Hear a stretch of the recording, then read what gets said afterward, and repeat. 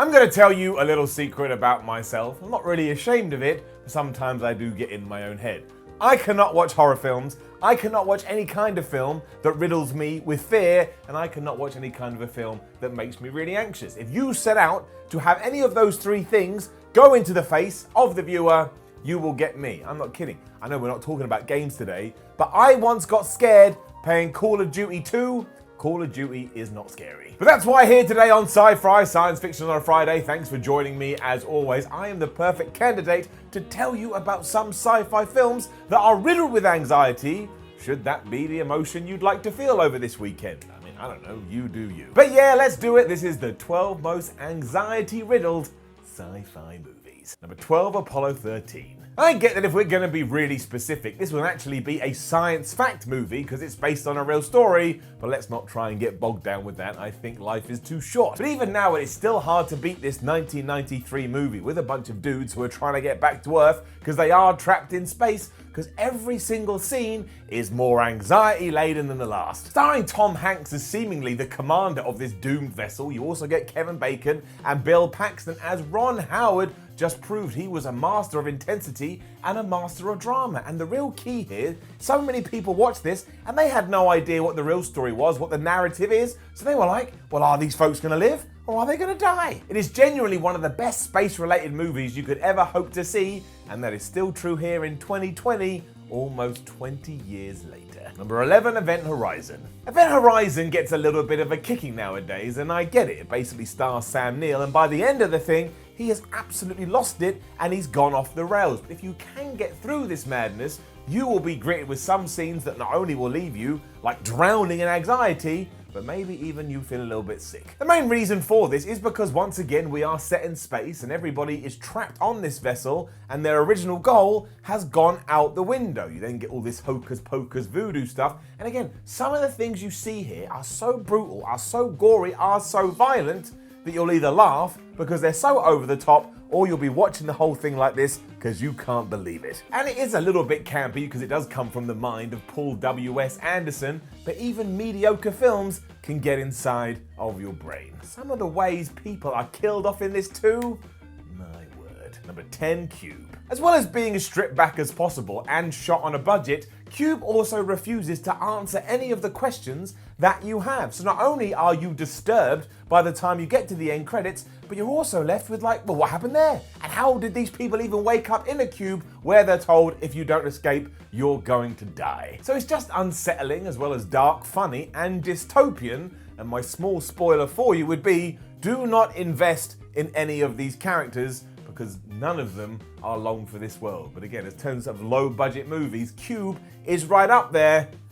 My word, is it horrible. Number 9, Gravity. 2013's Gravity is deliberately sparse, and it also goes out of its way of trying to make it feel like it's you that's actually the person that's trapped in space as opposed to Sandra Bullock, and that's what's really going on. And don't think of this in any other way, it is 100% a sci-fi thriller. And there's not even much plot here, apart from the fact that Sandra is now trapped and lost in space, yes, it's another one of those, after all her colleagues are killed during a routine spacewalk, meaning all she wants to do is get back to Earth, but she has absolutely no idea how to do it. Everyone involved here just does such a good job in planting a seed of doubt in your mind that you spend every single second on edge that she may not actually pull this off. And I will say it plays its first hand so strong, it's unlikely you're going to want to watch it again unless it comes back out in the cinemas, because that as a visual presentation was amazing. But look, on your debut watching, it is 2 thumbs up. Number 8, The Thing. Still dubbed by some as the definitive sci-fi horror, John Carpenter's The Thing has been scaring the legs off of people since 1982, and of course the big question is,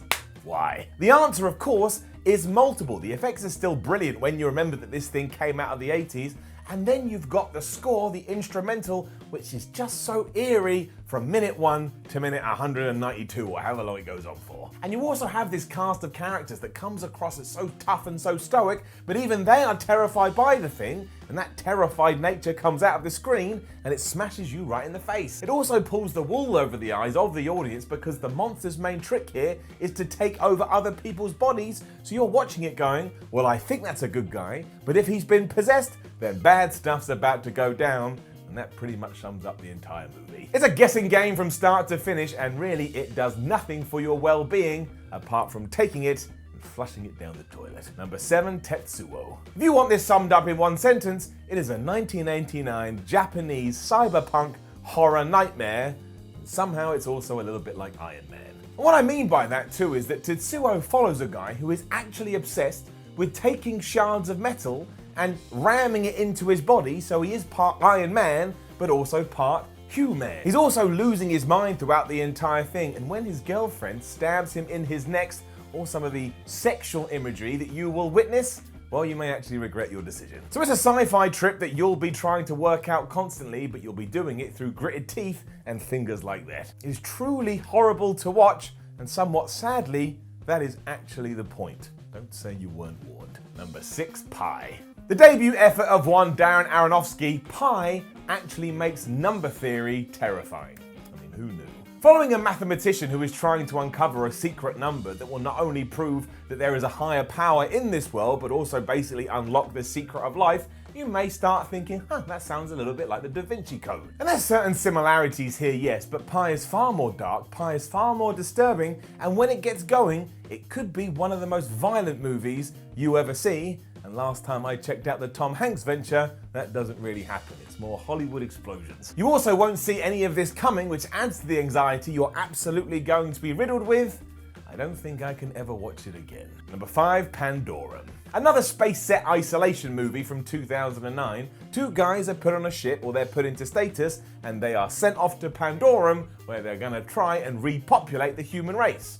So their orders are very important. Of course they get nowhere close, but nothing in this thing is what it seems, and it soon turns into one of those sci-fi movies that's all about paranoia, and when you learn the truth, you will slap yourself silly for not seeing it beforehand. I won't ruin it here because it's what the whole film is based on, that's its major hook, and yeah, sure, in many ways it's a little bit like Event Horizon, but whereas Event Horizon brought in ghoulies and monsters and almost like a demonic side to the whole thing, this is all about humans and the terrible, terrible things that some humans will do. And you will see, but trust me, you won't believe it. Number 4, The Mist. Frank Darabont's low-budget The Mist is actually a surprise. Not only does it have a great cast of characters that understands the premise perfectly, but it's also really smart, and yeah, for most of it, will put your back up a little bit. But it's the ending where everything goes absolutely nuts. And this is mostly because it takes its time to unsettle the viewer, and both the mist, and I mean that the weather, and the monster that lurks inside it are pretty damn screwed up, but also you've got mob justice in there, and the fact it highlights that sure, we have a monster here that's being a monster, but really there is no bigger monster than the human race. And that's come up twice now. What is this saying about our species? It also has an infamous ending that makes the whole thing worthwhile, even if you don't like anything before that. And actually, I would say, if you've got nothing else to do this weekend, go and find The Mist, put it on, and lock yourself in. Number 3, Alien. If you break it right down, Ridley Scott's 1979 masterpiece is essentially just one long big chase sequence, and that's why it gives you all the anxiety. From the moment the crew encounter their first alien to when Ridley comes back and starts kicking everybody's ass, this just builds so slowly, and the tension is 100% on point. In fact, sometimes it's too tense, and it does make you feel queasy. Every time you think a facehugger is about to jump out, the movie just takes 1 or 2 beats longer, which then convinces you, oh, I got it wrong, but then you get the double scare because the damn thing does jump out anyway. You also don't really see the xenomorphs unless it's 100% necessary, and that just freaks you out even more because you start coming up with what it may look like in your head. So Alien both moves at 100 miles an hour, but also has a methodical pace.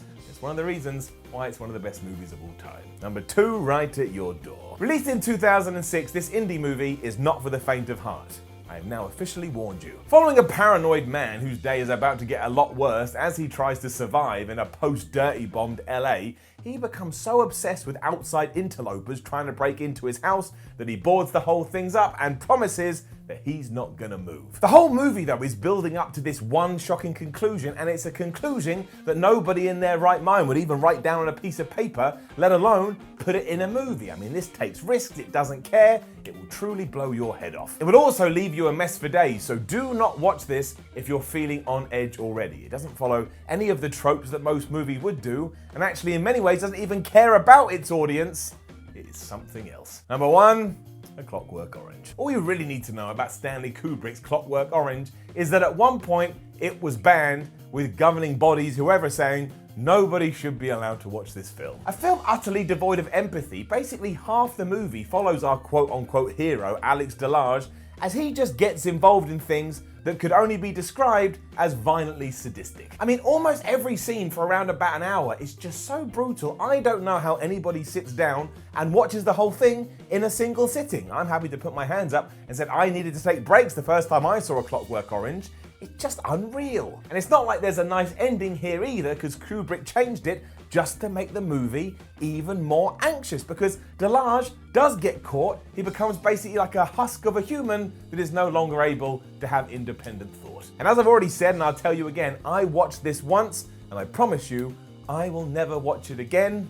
I like to be happy. Now leave us a comment below and let us know what your most anxiety-ridden sci-fi movie is. And I know we missed loads off this list, but that's why I want to hear. Like the video, share the video, subscribe to What Culture, then head over to the website whatculture.com, where you can read articles like this. You can follow What Culture on Twitter at What Culture, and you can watch more videos here on What Culture. My name is Simon Miller. Thank you as always for joining me for Sci-Fi, and I'll see you next week on Friday, where we talk about it again. I know last week's video, some people were mad, but I still love you.